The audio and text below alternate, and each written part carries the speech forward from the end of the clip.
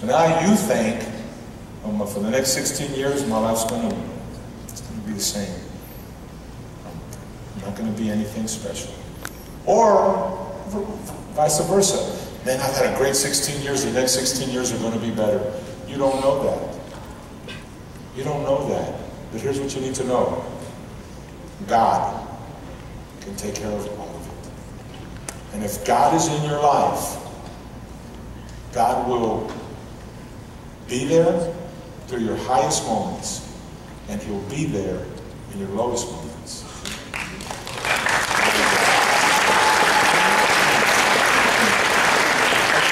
Just because you don't win, right, or you haven't won right now, doesn't mean that you won't.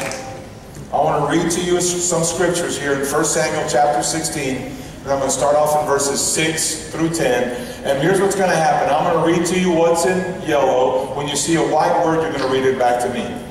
When they arrived, Samuel took one look at Eliab. Now, who's Eliab and who's Samuel and what's going on here? Saul is no longer going to be the king. Samuel is the prophet that God has chosen, all right? So the king is going to be out, and Samuel, God has told him, I want you to go to this house, the house of Jesse. And when you go into that house, you're going to go in, and from that house, I am going to pick the next king of Israel. So Eliab is the oldest. And here's who Eliab is, if you'll let me use this example. It's not like that, but let me use it into our modern day life. Eliab is the quarterback of the school. Eliab is the stud in the school. Eliab is the one that when he walks by, all the ladies go, woo-hoo. Okay? You look at him and just go.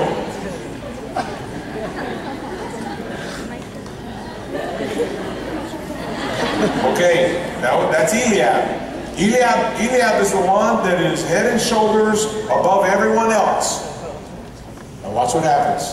When they arrived, Samuel took one look at Eliab. He thought, surely this is the one the Lord's going to anoint. This guy looks like a king. He's going to be the king. Watch verse 7. But the Lord said to Samuel, don't judge by his what? Appearance. Don't you dare look at his appearance. Before I read any more, look at me. That's what all of you do. Every one of you in this room, you look at someone else and you judge the book by its cover. You look at their appearance, and here's what all of you do. You do everything that you can to fix your appearance, because you know everyone is going to look at your appearance, and your appearance is what separates you from everybody else. So you got to lift a little bit more, you got to run a little bit more, you got to eat a little bit less, you got to doll yourself up a little bit more, and that's for the girls, not for the guys. For what? Okay? Don't doll yourself up. You got to do everything you can to make yourself look good on the outside, because you want to distract people from who you are on the inside. We all do that. The Bible says, don't judge by his appearance or his height, for I have what? The Bible says that God says, I've rejected him. I haven't chosen him. He's got talent. He's in the 15%. I'm not choosing him. The Lord doesn't see things the way you see them. People judge by outward appearance, but the Lord looks at the heart. God looks at your heart. Stop for a second. Your heart. Your attitude. Your heart language. How's your heart? After we take away all your titles, after we take away all your trophies, let's take away your GPA. Let's take away your beauty. Let's take away your talent. Let's take away everything that you've ever had that's made you successful. Let's go straight to your heart. Listen to me. That's why God rejected Eliab. Look at verse 8. Then Jesse told his son, Abimadad, to step forward and walk in front of Samuel. Now let me give you an example. Let's just say Abimadad is the guy who is the straight A student. He's number one in his class.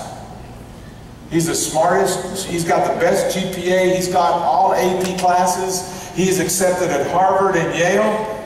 But Samuel said, no, this is not the one the Lord has chosen. How do you think Jesse feels? Well, I gave him the quarterback. I gave him the smartest guy. Look at verse 9. Next, Jesse summons Shemaiah. But Samuel said,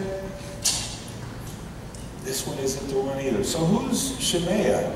Shemaiah is probably the guy that's going to be the millionaire. He's going to be the guy that's going to wheel and deal, and he's going to have so much money, and he's going to just be famous. Listen to all three of them. The quarterback, the intelligent one, the millionaire. God doesn't choose any of them. So how about you? If I could just be the quarterback, if I could just be the one with the best grades, then I'm going to make it. Do you know that that's not what makes you a champion in God's eyes? That's not what does it. So why do we chase it? Why do we chase the things that God doesn't see? Why do we have to be the starter? Why do we have to be the first chair? Why do we have to be the one that's first? Why do we have to do that? Because we want to separate ourselves from everybody else, and we want people to see the outside and not the inside. That is not how you become a champion. Do not underestimate the power of God and who God is and what He will do in your life. Look at verse 10. This is a good word. In the same way, all 7 of Jesse's sons were presented to Samuel. But Samuel said to Jesse, man, God hasn't chosen any of these. Huh? I gave them all, look, they're all, these are the guys. He says, no.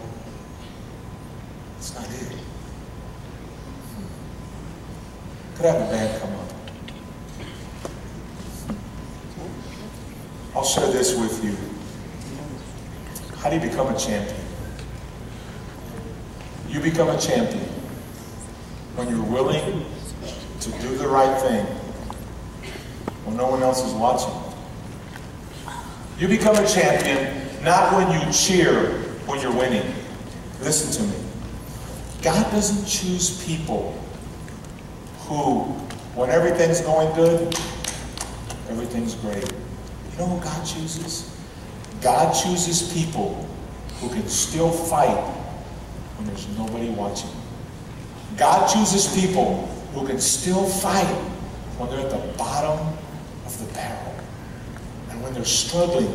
Because here's what your heart does. When things go bad, your heart starts getting crushed and you think, oh, I can't do this. This is too much for me. I don't know if I'm going to make this.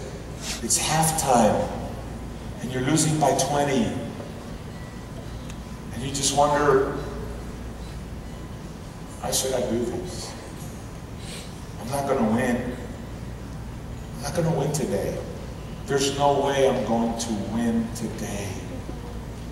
I've lost for the last 5 days. We're going through a slump. I'm going through a slump. Nothing's right. It's all wrong. It's all bad. And maybe I'm bad. There's nothing good in me. How could God love me when I don't even love me? How can God even look at me and look at my heart when I don't like my heart? Coach, you've talked about that God sees the heart. I know my heart. That's why I cover my heart. I cover my heart and I cover it with cosmetics, or I cover it with trophies, because I don't want anybody to see my heart. Because if they see my heart, they're going to hate me. If they see my heart, if they see what I see, I hate me. God can't use me. I'm nothing. I'm nobody. I don't have what they have. I can't do what they do. All that hits home to you. All of you have had those words attack your heart and attack your mind, and you don't feel like a champion. God is asking you today, are you willing, in the middle of that, in the middle of what I just said, because that's what you think and that's how you feel, in the middle of that, are you willing and able to say, here I am, God. Even though I don't like who I am, if you want to use me, I'm here. That is the first step to becoming a champion. That's the first step.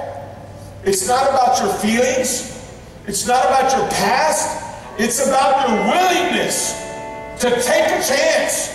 It's about you trusting God and know that God is who He says He is, and He's going to do what He said He's going to do.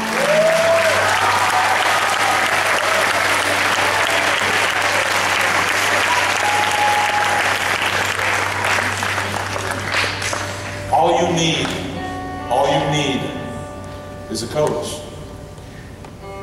That's all you need.